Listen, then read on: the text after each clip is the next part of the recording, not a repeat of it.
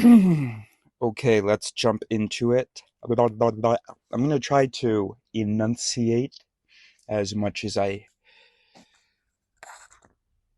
going to try. I am going to try to You know what? I just have to speak as though I am speaking to one of my students, uh, where for whom English is not their first language. I don't know what I'm doing right now with my voice. Just saw a beautiful sunset. Anyway, or sunrise. Anyway, so coming to you from the distant past of 2023, Lieber 31 Goldie. So tomorrow will be 2024 Albert 01 Aldi. All right, let's go. I admit, I'm not, the more I read, the more editing and pages I have to put up there and stuff. So it's nice that we can just talk right now for a second. Okay, let's get into it. So we're at the bottom of page 22, and then immediately moving into page 23. A simple forecasting problem.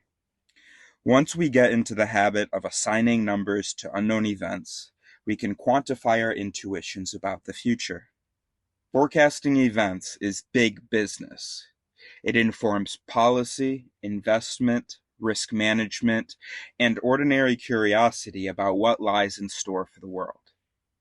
Consider each of the following events, and write down your estimate of the likelihood that it will take place in the coming decade. Many of them are pretty unlikely, so let's make finer distinctions at the lower end of the scale and pick one of the following probabilities for each: less than 0.01%, 0.1%, 0.5%, 1%, 2%, 5%, 10%, 25%, and 50% or more. All right, so here we've got our list. Saudi Arabia develops a nuclear weapon in the coming decade. I have no information about Saudi Arabia's weapon programs.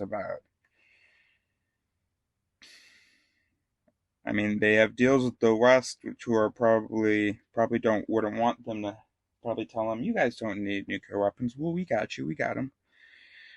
Um, let's go, but that's based on nothing. We're just gonna go 50%. I don't know who Nicolas Maduro is. Resigns as president of Venezuela. Bro, I don't know about any of these. I'm going 50%. Russia has a female president. Oh, I want to go lower on that. But do I have enough information for the information that I have to inform my judgment? Or is it like I just have so little information? That information, let's say I have one piece of information, a certain sense of the attitude of older Russian men and Russians in power. And I'd say that's the only piece of information I have. But there are 10 important pieces of information that are relevant. 7 of them indicate that Russia will have a female president. 3 of them indicate that Russia will not in the next decade. And I know one of the 3. So I would look pretty silly making a decision knowing one of the 3, even though actually it's outweighed by the other 7. So that's kind of that's what I'm trying to talk about here. Anyway, but that seems like regardless of what the other information is, that seems like a pretty big deal. So what we're going to do is we're going to put that down as, well, anyway, look, I don't even know why I'm estimating these because, the brain, a brain, I want to give estimates and it's ridiculous to do so. I don't know about any of this stuff. All right, so anyway, let's just read through the list. Russia has a female president. The world suffers a. What are these percentages? My brain doesn't have nuances like that. The world suffers a new and even more lethal pandemic than COVID-19. Number 5, Vladimir Putin is constitutionally prevented from running for another term as president of Russia, and his wife takes his place on the ballot, allowing him to run the country from the sidelines.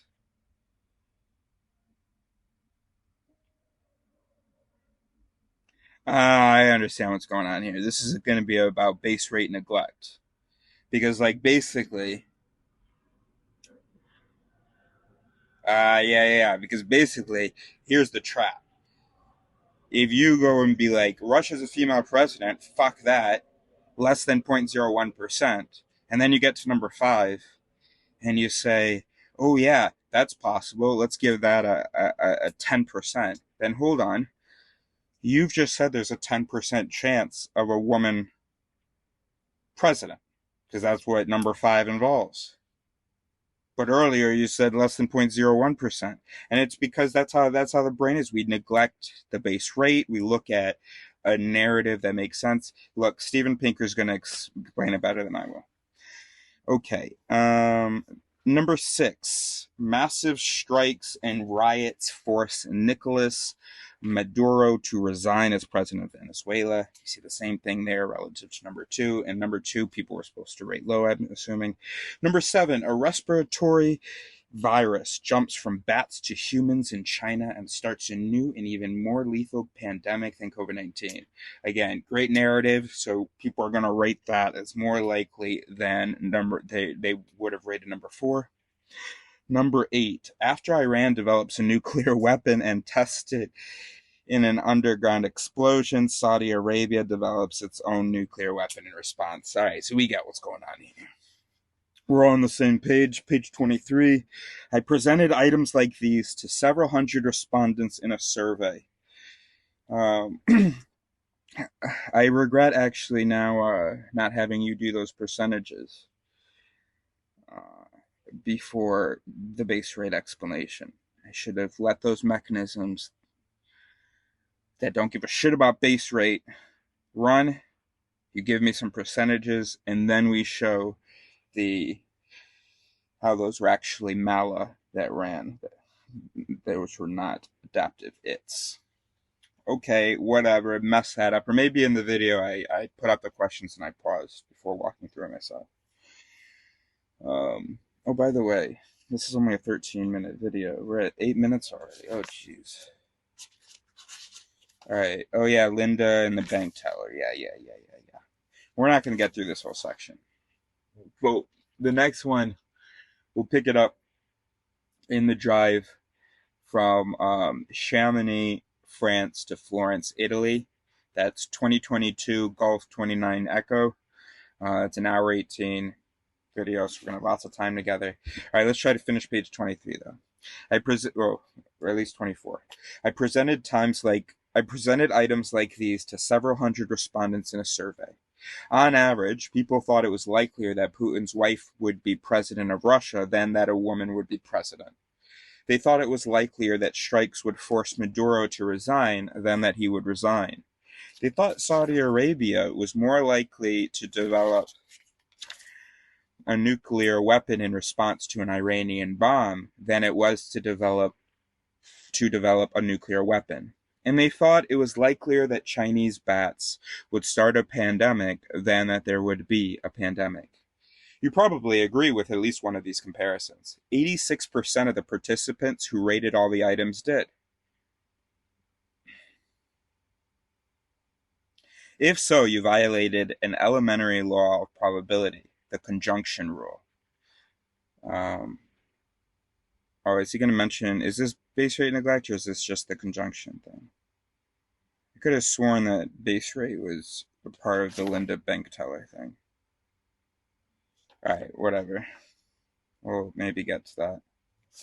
Anyway, the conjunction rule. Let's just leave it to Pinker here.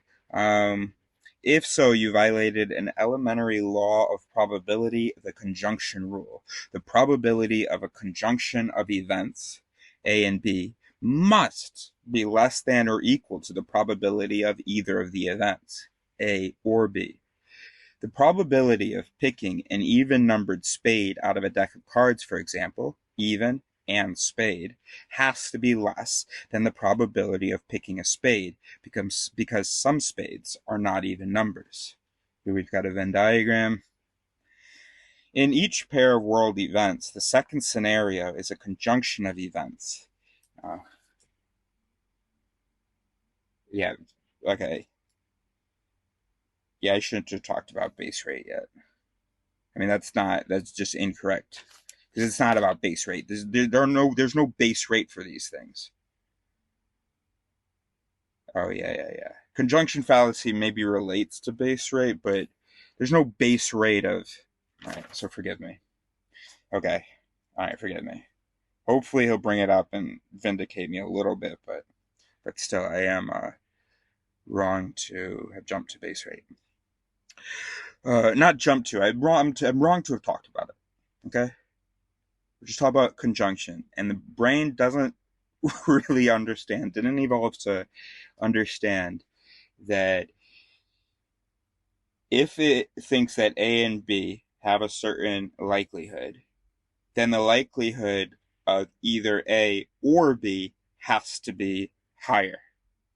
It's such a simple, obvious thing, and it's obvious once you think about it, right?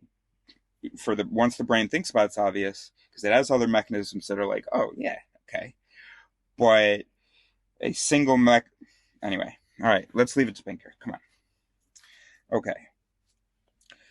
In each, for example, Iran tests a nuclear weapon and Saudi Arabia develops a nuclear weapon. It's a conjunction that embraces Saudi Arabia develops a nuclear weapon and must have a smaller chance of happening since there are other scenarios in which the Saudis might go nuclear to counter Israel, to flaunt hegemony from the Persian Gulf, and so on.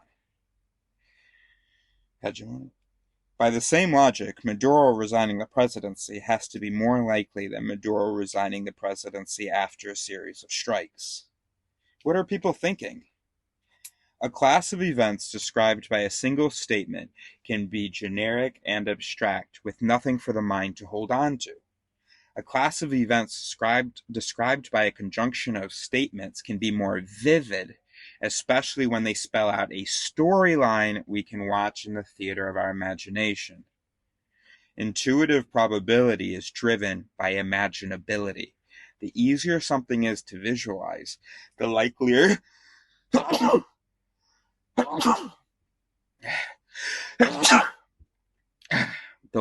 it seems.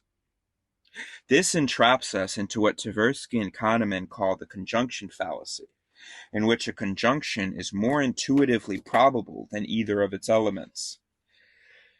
The forecasts of pundits are often... we only have 30 seconds. The forecasts of pundits are often... The forecasts of pundits are often driven by vivid narratives. Probability be damned. A famous... All right, we'll just catch up next time together.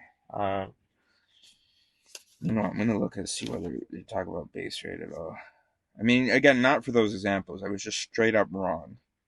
But I just don't know that it was wrong to have an association between conjunction fallacy and base rate neglect in my mind. All right.